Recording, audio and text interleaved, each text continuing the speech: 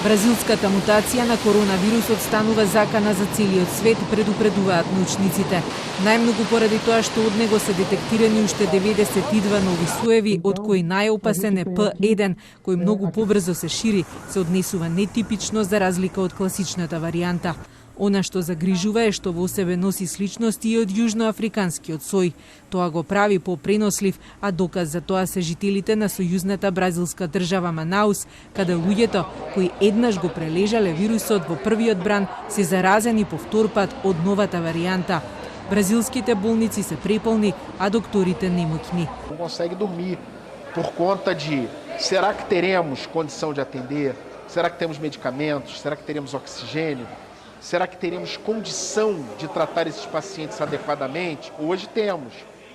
Mas se esses casos continuarem aumentando, uma hora enfrentaremos o caos. Бразил ги урива рекордите со над 4000 луѓе починати на ден, но се уште не може да се докаже дали новиот вид е посмртоносен или големата смртност во земјата е поради колабираниот здравствен систем и неможноста на докторите да стигнат до секој пациент. Во Бразил новиот вид е регистриран во јануари, а во меѓувреме стигна и до Европа. Белгија и Шведска ги јавија првите пациенти. Фармацевските компании Pfizer и AstraZeneca соопштија дека нивните вакцини се ефикасни против бразилскиот сој, но не и другите производители. Ретко признание за својата слабост јави денеска Кина.